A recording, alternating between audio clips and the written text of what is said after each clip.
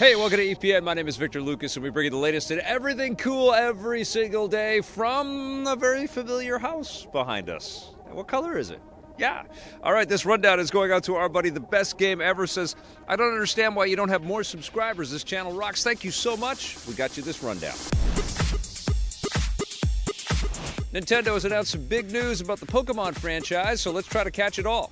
Get ready for Pokémon Sword and Shield, the long-rumored next mainline RPG entry in the series and the first for the Nintendo Switch, or any console for that matter. It takes place in the UK-inspired Galgar region and will introduce an entire line of Generation 8 Pokémon for you to catch and train, including 3 starters: the chimp-like Grookey, the rabbit-like Scorbunny, and the water lizard Sobel. Since this is on the Switch, that means the game will look and sound better than ever, with the extra hardware introducing new gameplay mechanics like dynamic weather. Every previous RPG in the Pokémon franchise has been made for handheld devices like the 3DS and Game Boy, so to have one on a handheld console hybrid like the Switch is a big deal and further signals Nintendo's move away from the 3DS as a system. Pokémon Sword and Shield arrives in late 2019. And new games aren't the only cool things that Pokémon fans have to look forward to. Legendary Pictures and Warner Brothers have released a new trailer for the live-action Pokémon movie Detective Pikachu. It offers a much better look at the film, which stars Justice Smith as a young human man who teams up with a talking Pikachu, voiced by Ryan Reynolds, in order to uncover the mystery surrounding his father's disappearance. And if you want to find your pops, we're gonna need each other. No, I don't need a Pokemon. What about a world-class detective? The trailer also gives fans a better look at the new, more realistic Pokémon creature designs in the film, including the likes of Mewtwo, Snorlax, Eevee, and the best Pokémon of all, Bulbasaur. Detective Pikachu is obviously the first live-action adaptation of the Pokémon franchise, and it's being overseen by the Pokémon Company and their partner, Nintendo, making this one of the first Hollywood films that Nintendo has been involved with in years. It hits theaters in May. Get Out director Jordan Peele has looked into the mirror and said the magic word 5 times because he's found his Candyman.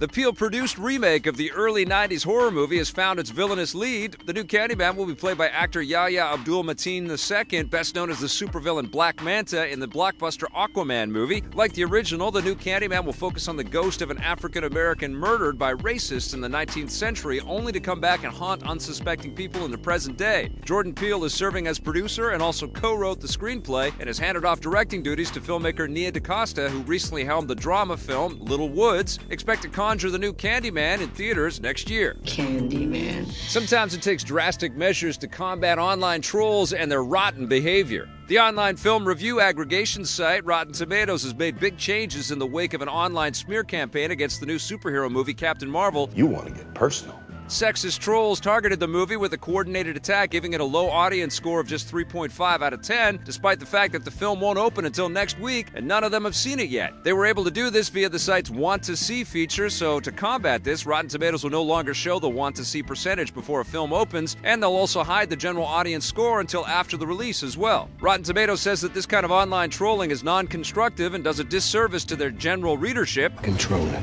The new changes have already taken effect. Captain Marvel opens March 8th. About to show these boys how we do it.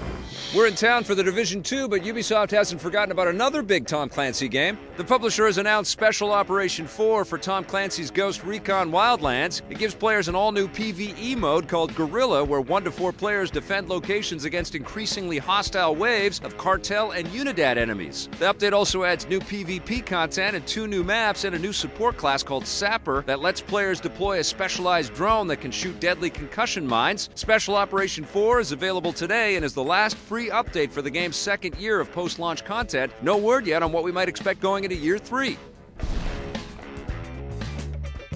All right, you guys, that wraps us up for the rundown. We'll be back with a brand new rundown for you tomorrow, so make sure you come back for that. Make sure you get caught up on all the cool videos that we've been posting. And remember, on Friday, March 1st, David Hayter, Solid Snake himself, is going to be in our studio for EP Live. Can't wait for that. It's at 1 p.m. Pacific time, so if you're in Vancouver, come down to 390 West Hastings and watch the show live and in person, or you can watch it live on our channel right here. Thanks for watching, everybody. Play forever.